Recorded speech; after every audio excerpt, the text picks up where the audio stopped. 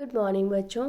तो बच्चों, जो क्रिकेट के महानायक पाठ हम पढ़ रहे थे, आज हम उसका भाषा से जो अभ्यास है आपकी किताब में वो करेंगे।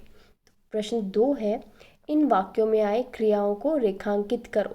तो ये कुछ वाक्य नीचे लिखे गए हैं और उसमें क्रियाएं दी गई हैं। क्रिया क्या होता है? जिससे किसी काम के होने का, कि वो काम हो गया है, या करने का, कि वो कोई कार्य कर रहा है, उसका पता चले, हम उसे क्रिया कहते हैं। सचिन ने सर्वाधिक शतक बनाए। तो बनाने से पता चलता है कि सचिन ने शतक बनाए, तो बनाए यहाँ एक क्रिया है। सचिन को लगाव क्रिकेट से हुआ। हुआ, तो हुआ एक क्रिया है।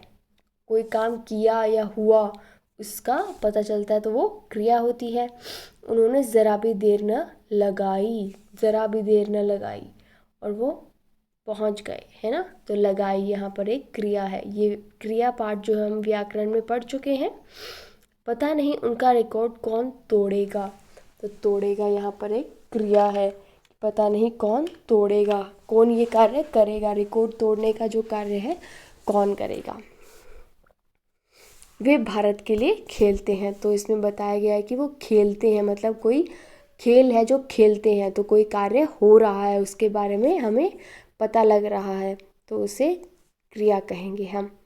वह दिन सबसे यादगार दिन था।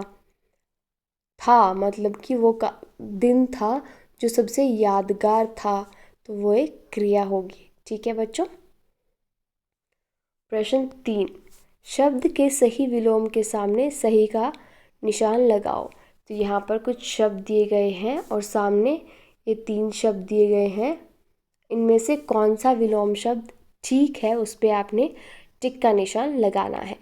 तो सम्मान, सम्मान का उल्टा अर्थ क्या होगा? विलोम शब्द क्या थे?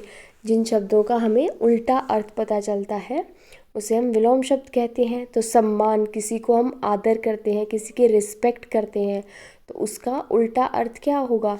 अपमान, किसी का निरादर करते हैं, किसी को गलत ठहराते हैं, तो उसका उल्टा अर्थ होगा अपमान।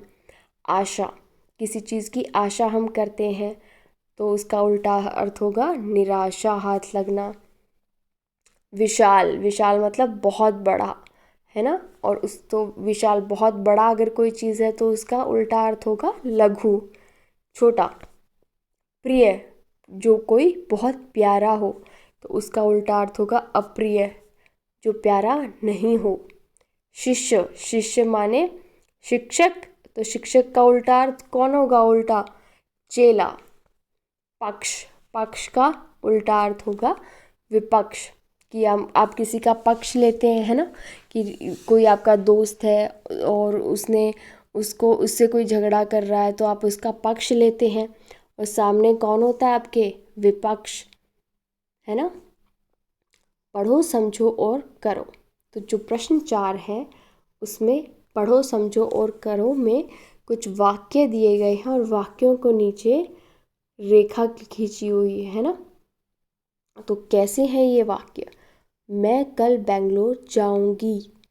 वह सुचित्रा की कक्षा में पढ़ती है। कल उसे पुरस्कार मिलेगा। तुमने सचिन को खेलते देखा है क्या? तो इसमें मैं, वह, उसे, तुमने, इन शब्दों के नीचे रेखा खींची हुई है। तो ये शब्द कौन से हैं बच्चों? ये शब्द हैं सर्वनाम शब्द। ये किसी न किसी नाम अथवा संज्ञा के स्थान पर इस्तेमाल किए गए हैं। संज्ञा शब्द के स्थान पर इनको यूज़ किया गया है ना। तो उसे हम सर्वनाम कहते हैं। ये हम व्याकरण में कर चुके हैं, है ना। तो जो आपका इस पे प्रश्न बनता है वो यहाँ पर कुछ एक अनुच्छेद दिया गया है। अनुच्छेद माने एक पैराग्राफ दिया गया है जहाँ पर आपको सर्वनाम शब्द भरने हैं। जैसे कि रॉबर्ट ब्रूस नाम के योद्धा शत्रुओं से बचने के लिए एक गुफा में जा छिपा।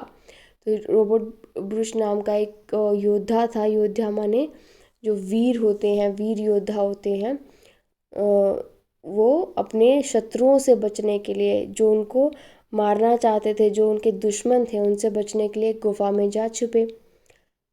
उसने डैश देखा कि एक मकड़ी दीवार पर चढ़ने की कोशिश कर रही है। तो किसने देखा? जो रॉबर्ट ब्रूस है उसने देखा कि एक मकड़ी दीवार पर चढ़ने की कोशिश कर रही है। डैश बार बार चढ़ती फिर गिर पड़ती। अब ये किसके बारे में बात हो रही है? ये बात हो रही है मकड़ी के बारे में। तो वह बार बार चढ़ती और फिर गिरती। आखिरकार डैश सफल हुई। किसके बारे में बात हो रही है? मकड़ी की। आखिरकार वह सफल हुई। ब्रूस ने सोचा कि मकड़ी में इतना धैर्य है तो मैं तो मनुष्य हूँ। तो ब्रूस ने सोचा कि अगर मकड़ी इतने आराम से बार बार गिरकर फिर चढ़ सकती है तो मैं तो मनुष्य हूँ। मैं किसके बारे में बात की गई है? मनुष्य है, रोबोट ब्रूस के बारे में। तो वो कहेंगे मैं तो मनुष्य हूँ। डैश भी बार बार कोशिश करूँगा। कौन कोशिश करेगा बार बार? अब मैं भी बार बार कोशिश करूँगा। डैश सोचकर डैश गुफा से बाहर निकल आया। तो यह सोचकर, ये बात सोचकर वह कौन? रोबोट ब्रूस गुफा से बाहर चले गए और उसने सैनिकों को इकट्ठा करके, जितने भी अपने सैनिक थे उनको इकट्ठा करके अपने शत्रुओं पर हमला बोल दिया। जो उनके शत्रु थे उन पर हमला बोल दिया।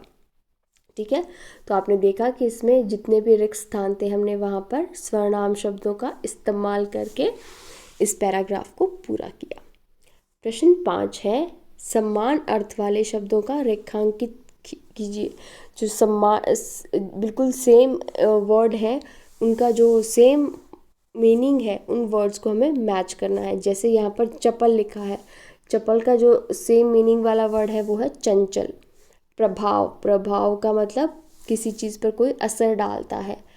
ठीक है, नज़ारा और दृश्य जिसका अर्थ एक ही होता है। निर्णय, कोई फैसला लेना, उसका अर्थ भी एक ही होता है। प्रतिष्ठित, जो नामी होता है, जिसका नाम होता है। जगत, संसार। तो ये था आपका प्रश्न 5। ये वाले प्रश्न हमने पाठ के शुरू में किए थे, है ना। अब आपका एक और प्रश्न है इसमें कि रेखा खींचकर खेलों के नाम, यहाँ पर खेलों के नाम दिए गए हैं तथा यहाँ पर खिलाड़ी दिए गए हैं। तो कौन सा खिलाड़ी कौन सा गेम खेलता है वो हमें मिलाना है। जैसे टेनिस कौन खेलता है? सानिया मिर्ज़ा। शतरंज के खिलाड़ी हैं विश्वनाथ आनंद। फुटबॉल खेलते हैं सुनील छेत्री। हॉकी खेलते हैं संदीप सिंह। क्रिकेट खेलते हैं शिखर धवन। और बैडमिंटन की जो खिलाड़ी है वो है पीवी सिंधु। ठीक है, तो ये थे हमारे आज का पाठ जिससे का अभ्यास। तो अभी हमने ये पाठ पूरा कर लिया है, तो आप ये अभ्यास अपनी किताब में कर लीजिएगा। Thank you.